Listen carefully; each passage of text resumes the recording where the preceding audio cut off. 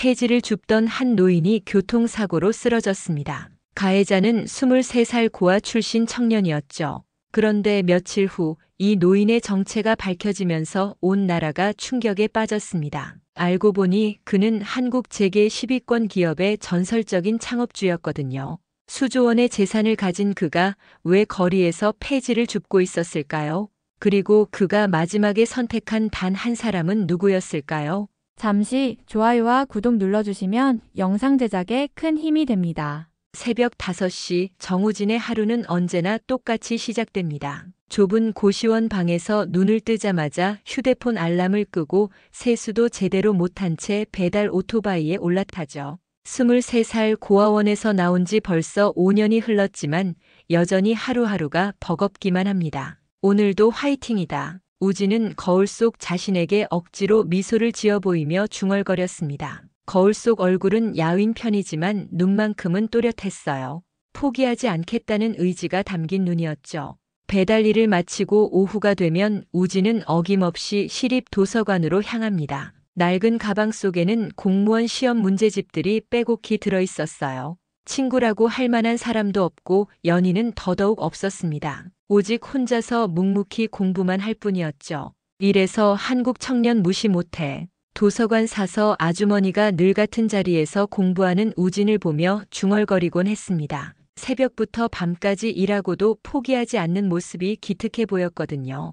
그런 우진에게 유일한 일상의 변화라고 한다면 길에서 마주치는 한 노인이었습니다. 김만수라는 이름도 모른 채 우진은 그저 폐지 줍는 할아버지라고만 생각했어요. 노인은 언제나 같은 시간, 같은 장소에서 폐지를 주었습니다. 그런데 신기한 것은 그 노인 주변만큼은 항상 깨끗했다는 점이에요. 어느 날 우진이 배달을 마치고 오토바이를 세워두고 있을 때였습니다. 김만수가 길가에 떨어진 폐지들을 하나하나 정성스럽게 주워 담는 모습을 봤어요. 그런데 단순히 줍기만 하는 게 아니라 종류별로 깔끔하게 정리하고 있었습니다. 마치 누군가를 위해 봉사하는 것처럼 말이죠. 저 할아버지 뭔가 다르네. 우진은 속으로 생각했습니다. 보통 폐지를 줍는 분들과는 어딘지 모르게 달랐거든요. 옷차림은 남루했지만 행동거지에는 품격이 있었고 무엇보다 눈빛이 따뜻했어요. 며칠 뒤 우진이 급한 배달을 마치고 돌아오는 길이었습니다. 비가 내리기 시작했고 도로는 미끄러웠어요. 그때 저 앞에 김만수가 보였습니다. 평소처럼 폐지를 줍고 있었죠. 우진은 피곤에 지친 상태로 오토바이를 몰고 있었습니다. 그 순간이었습니다. 우진의 오토바이가 미끄러지면서 김만수를 향해 돌진했어요. 아, 안 돼. 우진이 소리치며 급브레이크를 밟았지만 이미 늦었습니다. 김만수는 그대로 쓰러졌고 우진은 망연자실한 채 오토바이에서 내렸죠. 할아버지, 할아버지. 우진은 김만수를 부축하며 다급히 구급차를 불렀습니다. 김만수는 의식을 잃은 상태였고 우진의 마음은 죄책감으로 가득 찼어요. 평생 남에게 피해를 주지 않으려 노력했던 우진에게 이런 일이 일어나다니. 병원 응급실에서 김만수가 깨어났을 때 우진은 그의 옆에 있었습니다. 할아버지 죄송합니다. 정말 죄송해요. 우진은 고개를 숙이며 사과했어요. 그런데 김만수는 화를 내기는커녕 우진의 손을 꼭 잡았습니다. 말없이 하지만 따뜻하게 말이죠. 그 순간 우진은 평생 처음으로 느꼈습니다. 자신을 원망하지 않고 오히려 따뜻하게 감싸주는 어른의 손길을 말이에요. 김만수가 입원한 후 우진의 일상은 완전히 바뀌었습니다. 매일 병원에 들러 김만수를 돌보는 것이 우진의 새로운 루틴이 되었어요. 처음에는 죄책감 때문이었지만 시간이 지날수록 그런 감정을 넘어선 무언가가 생겨났습니다. 할아버지, 오늘 날씨 정말 좋죠? 우진은 병실 창문을 열어 환기를 시키며 말했습니다. 김만수는 여전히 말수가 적었지만 우진의 말을 귀 기울여 들어주었어요. 그리고 가끔씩 고개를 끄덕이며 미소를 지어 보였죠. 우진은 김만수에게 자신의 이야기를 털어놓기 시작했습니다. 사실 저 고아원 출신이에요. 부모님 얼굴도 모르고 자랐거든요. 이런 얘기를 다른 사람에게 해본 적이 없었는데 김만수 앞에서는 자연스럽게 마음이 열렸어요. 김만수는 우진의 이야기를 들으며 때로는 안타까운 표정을, 때로는 대견한 표정을 지었습니다. 특히 우진이 혼자서 공부하며 취업을 준비한다는 이야기를 들을 때는 눈물을 글썽이기도 했어요. 어느 날 우진은 김만수의 침대 곁에서 작은 수첩을 발견했습니다. 떨어뜨린 것 같아서 주워드리려 했는데 펼쳐진 페이지에 자신의 이름이 적혀 있는 것을 봤어요. 정우진 생일 12월 15일 정확한 자신의 생일이 적혀 있었습니다. 할아버지 이거. 우진은 수첩을 들고 김만수를 바라봤습니다. 김만수는 약간 당황한 듯 수첩을 받아들더니 우진의 손을 다시 한번 꼭 잡았어요. 그리고 처음으로 입을 열었습니다. 내 걱정을 해주는구나. 김만수의 목소리는 쉰 듯 했지만 따뜻했습니다. 이 세상에 내 걱정해주는 사람이 생겼다는 게 이렇게 고마울 줄 몰랐어. 우진은 가슴이 뭉클해졌습니다. 자신이 누군가를 걱정하고 있었다는 것, 그리고 그 걱정이 상대방에게 위로가 되고 있다는 것을 처음 깨달았거든요. 고아원에서 나온 후 줄곧 혼자였던 우진에게 이런 감정은 낯설면서도 소중했어요. 며칠 후 김만수는 우진에게 봉투 하나를 건넸습니다. 이걸 내가 가져라. 봉투 안에는 정성스럽게 손으로 쓴 편지가 들어있었어요. 편지 내용은 간단했지만 우진의 마음을 깊이 울렸습니다. 우진아, 내가 날 사람으로 만들어줬다. 오랫동안 잊고 살았던 것들을 내가 다시 기억나게 해줬어. 고맙다 아들아. 아들아라는 단어에 우진의 눈에서 눈물이 흘러내렸습니다. 평생 들어보지 못한 호칭이었거든요. 김만수도 우진을 바라보며 눈물을 흘렸어요. 두 사람은 말없이 서로의 손을 꼭 잡고 있었습니다. 그날 밤 우진은 고시원 방에서 편지를 다시 읽어봤습니다. 그리고 처음으로 생각했어요. 나도 이제 혼자가 아니구나. 23년 동안 줄곧 혼자였던 우진에게 김만수는 단순한 사고의 피해자가 아니라 인생의 의지처가 되어주고 있었습니다. 다음 날 아침 우진은 평소보다 일찍 병원에 도착했습니다. 김만수에게 아침 식사를 챙겨드리고 함께 아침 뉴스를 보며 이런저런 이야기를 나눴어요. 이제 우진에게 병원 가는 일은 의무가 아니라 하루 중 가장 기대되는 시간이 되었습니다. 김만수와의 만남이 한 달째 접어들 무렵 예상치 못한 일이 벌어졌습니다. 어느 날 김만수가 우진에게 작은 봉투를 건네며 말했어요. 이걸 가지고 여기 적힌 회사에 가보렴. 봉투 안에는 정성스럽게 작성된 추천서가 들어있었습니다. 우진은 눈을 크게 뜨며 추천서를 읽어봤어요. 그런데 추천인 이름을 보고 깜짝 놀랐습니다. 김만수라고 적혀 있었거든요. 할아버지, 이 이름이. 우진이 말하려 했지만 김만수는 손짓으로 말을 막았습니다. 그냥 가보렴. 내 실력이면 충분히 할 수 있어. 김만수의 눈빛에는 우진에 대한 믿음이 가득했어요. 며칠 후 우진은 정장을 차려입고 면접장에 도착했습니다. 한국의 대기업 중 하나인 회사였어요. 솔직히 자신 없었지만 김만수가 믿어준다는 생각에 용기를 냈습니다. 면접이 시작되고 우진은 최선을 다해 답변했습니다. 그런데 면접관들이 추천서를 보더니 갑자기 표정이 달라졌어요. 이 추천서 정말 김만수 회장님이 써주신 건가요? 한 면접관이 조심스럽게 물었습니다. 우진은 고개를 끄덕였습니다. 네, 제가 모시고 있는 할아버지께서 써주셨어요. 면접관들은 서로 눈빛을 주고받더니 그분 추천이면 무조건 통과죠. 라고 속삭였어요. 우진은 무슨 일인지 몰랐지만 며칠 후 합격 통보를 받았습니다. 첫 출근 날 우진은 김만수가 메어준 넥타이를 만지며 고개를 숙였어요. 할아버지 덕분입니다. 정말 고맙습니다. 회사에서 우진은 성실함과 겸손함으로 좋은 평가를 받았습니다. 동료들도 우진의 열정적인 모습에 감탄했어요. 우진 씨 정말 열심히 하시네요. 이런 신입사원 오랜만에 봐요. 하지만 며칠 후 예상치 못한 일이 벌어졌습니다. 한 기자가 병원에서 김만수를 발견한 것이에요. 폐지 줍던 노숙자가 알고 보니 대기업 창업주였다는 기사가 나가면서 세상이 떠들썩해졌습니다. 우진은 뉴스를 보고 깜짝 놀랐습니다. 자신이 그토록 아끼던 김만수가 한국 재계의 전설적인 인물이었다는 것을 알게 된 거예요. 이럴 수가. 우진은 믿을 수 없다는 표정으로 뉴스를 계속 봤습니다. 언론에서는 그분이 폐지 줍는 장면, 우린 다 기억해요라는 시민들의 인터뷰가 나왔어요. 김만수가 단순히 폐지를 주운 게 아니라 거리를 깨끗하게 만들려는 의도였다는 것을 사람들이 알게 된 거죠. 곧이어 김만수의 자식들이 병원으로 달려왔습니다. 장남 김도현과 막내딸 김선영이었어요. 그들은 아버지가 왜 이런 생활을 했는지 이해할 수 없다는 표정이었습니다. 아버지, 왜 이러셨어요? 우리가 뭘 잘못했길래? 김도현은 목소리를 떨며 말했습니다. 하지만 김만수는 담담한 표정으로 대답했어요. 너희들에게 짐이 되고 싶지 않았다. 내 방식대로 살고 싶었을 뿐이야. 김선영은 우진을 보더니 물었습니다. 이분이 아버지를 돌봐주신 분인가요? 우진은 어색한 분위기 속에서 고개를 끄덕였어요. 김만수의 자식들과 우진 사이에는 묘한 긴장감이 흘렀습니다. 그날 밤 우진은 혼란스러웠습니다. 자신이 알던 따뜻한 할아버지가 사실은 거대한 기업의 창업주였다는 현실을 받아들이기 어려웠거든요. 하지만 동시에 김만수에 대한 마음은 변하지 않았어요. 여전히 자신에게 가족 같은 존재였으니까요.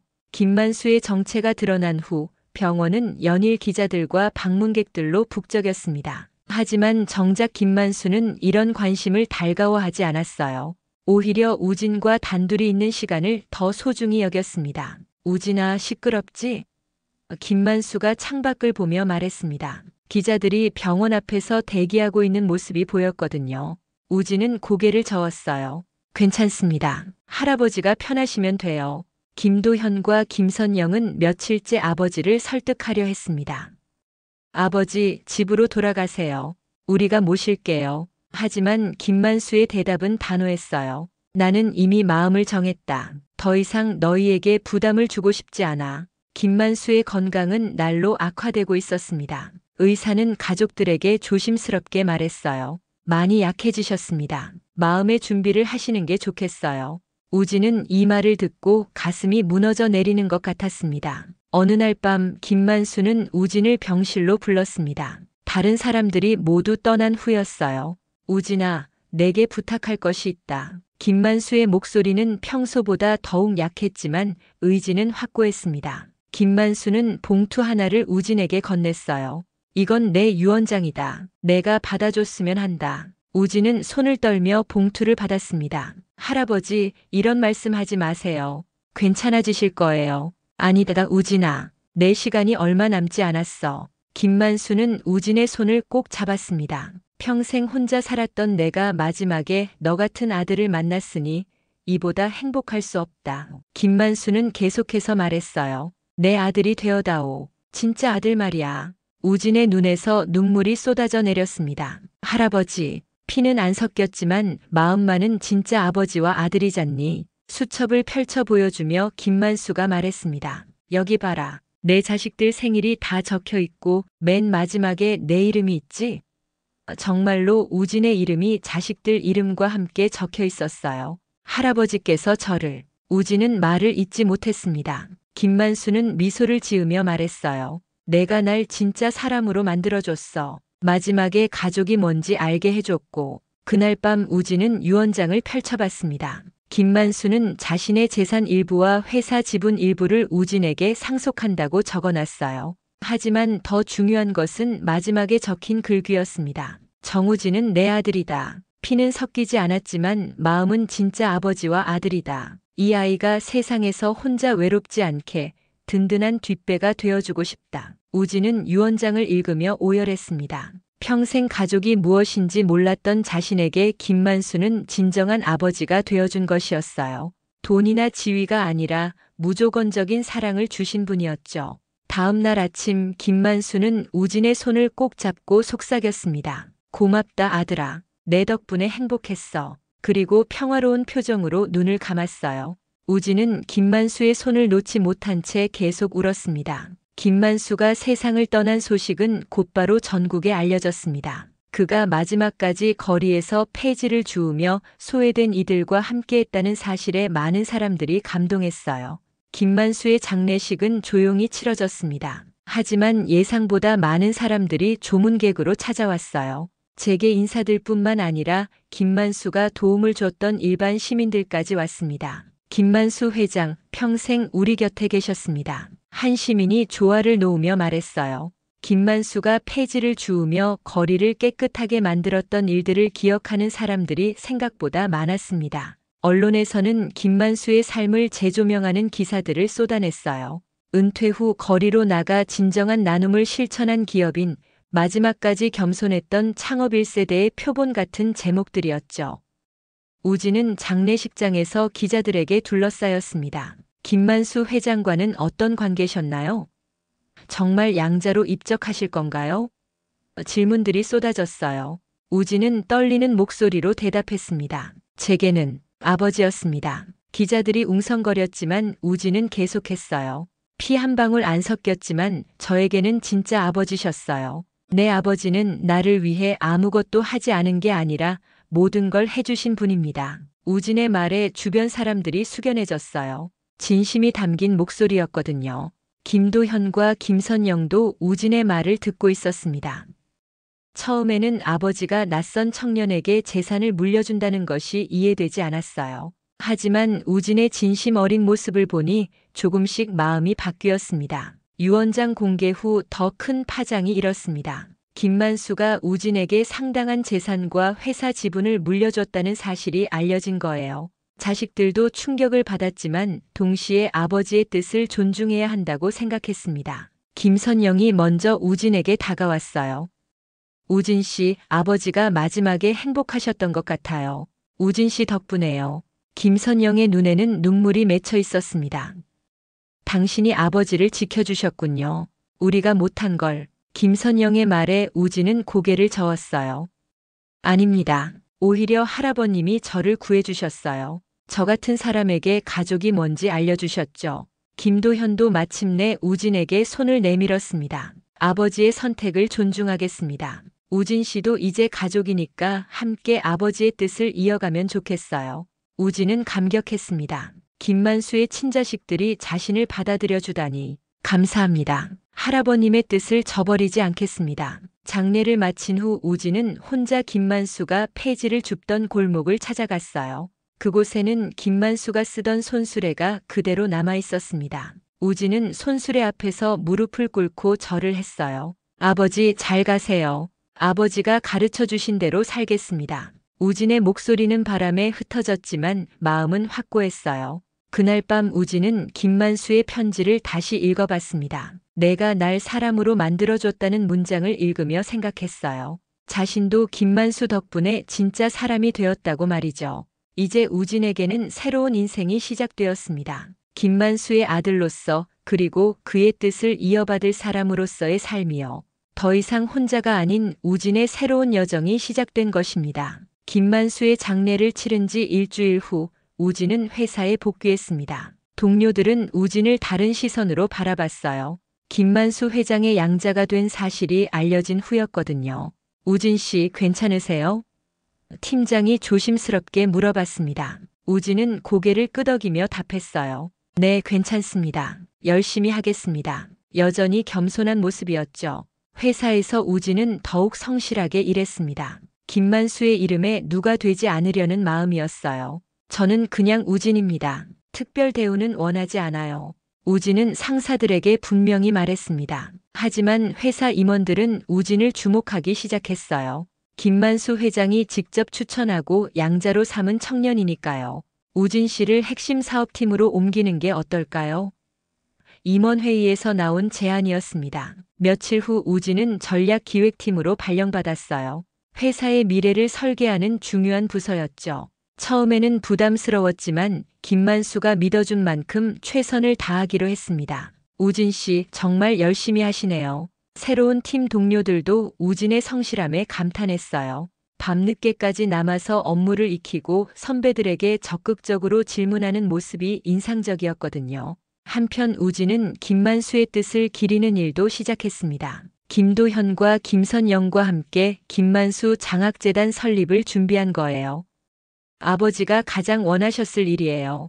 이선영이 말했습니다. 고아 출신 청년들을 지원하면 어떨까요?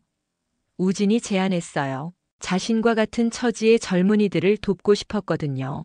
김도현도 동의했습니다. 좋은 생각이에요. 아버지도 기뻐하실 거예요. 재단 설립 준비 과정에서 우진은 김만수의 자식들과 더욱 가까워졌어요. 처음에는 어색했지만 아버지에 대한 공통된 그리움이 이들을 하나로 만들었습니다. 우진 씨가 있어서 아버지가 마지막에 행복하셨던 것 같아요. 김선영이 말했어요. 우리는 바빠서 아버지를 제대로 돌보지 못했거든요. 우진은 고개를 저었습니다. 그런 말씀 마세요. 할아버님은 항상 자식분들을 자랑스러워 하셨어요. 다만 짐이 되고 싶지 않아서 거리를 두신 것뿐이에요. 김도현도 우진에게 마음을 열기 시작했어요. 처음에는 아버지가 왜 우진 씨를 양자로 삼으셨는지 이해하지 못했어요. 하지만 이제 알겠습니다. 우진 씨는 진짜 아버지의 아들이에요. 몇 달 후 김만수 장학재단이 정식으로 출범했습니다. 개관식에는 많은 사람들이 참석했어요.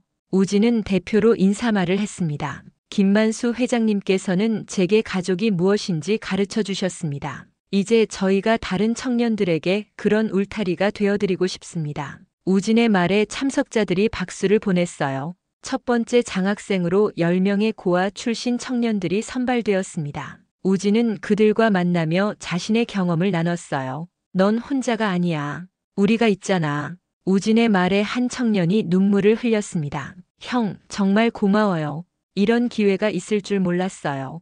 우진은 그 청년의 어깨를 토닥이며 말했어요. 나도 누군가의 도움으로 여기까지 왔어. 이제 내 차례야. 그날 밤 우진은 김만수가 폐지를 줍던 골목을 다시 찾았습니다. 손수레는 여전히 그 자리에 있었어요. 우진은 손수레 앞에서 참배하며 말했습니다. 아버지, 약속드린 대로 살고 있어요. 아버지가 저에게 해주신 것처럼 저도 다른 사람들에게 해주고 있어요. 바람이 불어와 우진의 머리를 스쳤어요. 마치 김만수가 대답하는 것 같았습니다. 김만수 장학재단이 설립된 지 6개월 후 우진의 삶은 완전히 달라져 있었습니다. 회사에서는 핵심 인재로 인정받았고 재단 일로는 사회적으로도 주목받는 인물이 되었어요. 어느 날 우진은 회사에서 중요한 프레젠테이션을 맡게 되었습니다. 신규 사업 제안이었는데 성공하면 회사에 큰 도움이 될 프로젝트였어요. 우진 씨가 해보세요. 당신이라면 할 수 있을 거예요. 팀장이 격려했습니다. 프레젠테이션 전날 밤 우진은 김만수의 넥타이를 매며 거울을 봤어요. 아버지, 도와주세요. 작은 기도를 올린 후 자신 있게 집을 나섰습니다. 발표는 대성공이었어요. 임원들이 모두 박수를 쳤고 사장도 직접 칭찬을 해줬습니다. 우진 씨 정말 훌륭했어요. 김 회장님이 왜 당신을 선택하셨는지 이제 알겠네요. 한편 장학재단에서는 첫 번째 장학생들이 좋은 성과를 내고 있었습니다. 대학에 진학한 학생, 취업에 성공한 학생들이 하나둘 나타나기 시작했어요. 우진은 그들의 소식을 들을 때마다 뿌듯했습니다. 형, 저 이번에 대학 합격했어요. 장학생 중 한 명인 박민준이 기쁜 소식을 전해왔어요. 우진은 민준을 꼭 안아주며 말했습니다. 축하해. 내가 열심히 한 결과야. 형 덕분이에요. 형이 없었다면 저는 꿈도 꿀 수 없었을 거예요. 민준의 말에 우진은 김만수를 떠올렸어요. 자신도 그분 덕분에 꿈을 꿀 수 있게 되었으니까요. 김도현과 김선영도 우진과 함께 재단 운영에 적극적으로 참여했습니다. 형제자매처럼 지내게 된 거죠. 우진아, 아버지가 정말 좋은 아들을 택하셨어. 김선영이 웃으며 말했어요. 어느 날 우진은 재단 사무실에서 한 통의 전화를 받았습니다. 김만수를 기억한다는 한 시민이었어요. 회장님이 우리 동네에서 폐지 주우실 때 항상 인사해 주셨거든요. 정말 좋은 분이셨어요. 이런 전화들이 계속 걸려왔어요. 김만수를 기억하는 사람들이 생각보다 많았습니다. 회장님 덕분에 우리 동네가 깨끗해졌어요. 항상 웃으며 인사해 주셨는데 그런 분이셨구나. 우진은 이런 이야기들을 들으며 김만수가 얼마나 많은 사람들에게 선한 영향을 끼쳤는지 알게 되었어요. 단순히 폐지를 주운 것이 아니라 세상을 조금씩 아름답게 만든 거였죠. 재단 1주년 기념식에서 우진은 감회가 깊었습니다. 벌써 100명이 넘는 청년들이 장학금을 받았고 그중 상당수가 좋은 결과를 내고 있었어요. 김만수 회장님의 정신을 이어받아 우리는 계속해서 소외된 청년들의 든든한 버팀목이 되겠습니다. 우진의 축사에 참석자들이 큰 박수를 보냈어요. 행사 후 우진은 다시 그 골목을 찾았습니다. 이제는 김만수 회장 추모의 거리라는 표지판이 세워져 있었어요. 시민들이 자발적으로 만든 것이었습니다. 손수레 앞에서 우진은 김만수에게 보고했어요. 아버지, 1년 동안 정말 많은 일이 있었어요. 아버지가 뿌린 씨앗들이 하나하나 꽃을 피우고 있어요. 바람이 불어와 우진의 옷깃을 스쳤습니다. 우진은 미소를 지으며 말했어요. 아버지 사랑해요. 그리고 고마워요. 제게 진짜 인생을 살 수 있게 해주셔서. 1년 후 우진은 정식으로 회사의 부장으로 승진했습니다. 25살에 이루어낸 성과였어요. 동료들은 모두 우진의 실력을 인정했고 더 이상 특혜 운운하는 사람은 없었습니다. 승진 발표 후 우진은 김만수의 사진 앞에서 넥타이를 매며 말했어요. 아버지, 제가 해냈어요. 아버지가 믿어주신 만큼 성장했어요. 김만수의 사진 속 미소가 더욱 따뜻해 보였습니다. 출근길에 우진은 그 골목을 지나갔어요. 이제는 매일 아침에 일과가 된 추모였죠. 손수레 앞에서 잠시 묵념한 후 회사로 향했습니다. 회사에서 우진은 새로운 프로젝트를 맡았어요. 사회공헌 사업을 총괄하는 일이었습니다. 우진 부장이 적임자죠. 김만수 장학재단 운영 경험도 있고 사장의 신뢰가 느껴지는 발언이었어요. 점심시간에 우진은 장학재단 사무실을 들렀습니다. 요즘 새로운 장학생을 선발하느라 바빴거든요. 형, 지원자가 정말 많아요. 직원이 서류 더미를 보여주며 말했어요. 그만큼 도움이 필요한 청년들이 많다는 뜻이겠죠. 우진은 서류들을 하나하나 꼼꼼히 봤어요. 각각의 서류 뒤에는 자신과 같은 청년들의 간절한 꿈이 있었으니까요. 그때 한 청년이 재단 사무실을 찾아왔어요.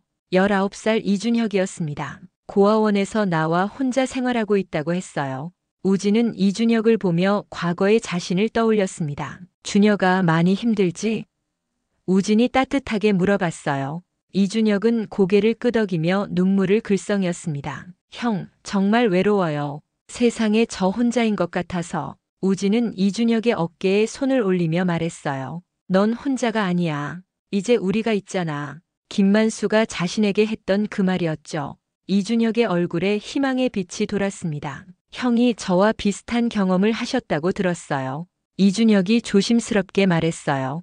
우진은 고개를 끄덕였습니다. 그래, 나도 내 나이 때 정말 외로웠어. 하지만 좋은 분을 만나서 여기까지 왔지. 우진은 이준혁에게 김만수의 이야기를 들려줬어요. 그분은 내게 가족이 뭔지 가르쳐 주셨어. 이제 내가 너에게 그런 존재가 되어주고 싶어. 몇 달 후 이준혁은 장학금을 받아 대학에 진학했습니다. 우진은 입학식에 참석해서 이준혁을 격려했어요. 준혁아, 축하해. 이제 새로운 시작이야. 형 덕분이에요. 형이 없었다면 저는 여기까지 올 수 없었을 거예요. 이준혁의 말에 우진은 미소를 지었습니다. 김만수에게서 받은 사랑을 다음 세대에게 전해주는 것. 이것이야말로 진정한 보답이었어요. 그날 저녁 우진은 마지막으로 그 골목을 찾았습니다. 손수레 앞에 서서 김만수에게 인사를 올렸어요. 아버지, 저 이제 정말 어른이 된 것 같아요. 누군가를 도울 수 있는 사람이 되었어요. 바람이 불어와 우진을 감쌌습니다. 마치 김만수가 포옹해주는 것 같았어요. 우진은 눈을 감고 김만수의 목소리를 떠올렸습니다. 사람이 사람을 지켜야지, 그래야 세상도 버티는 거야.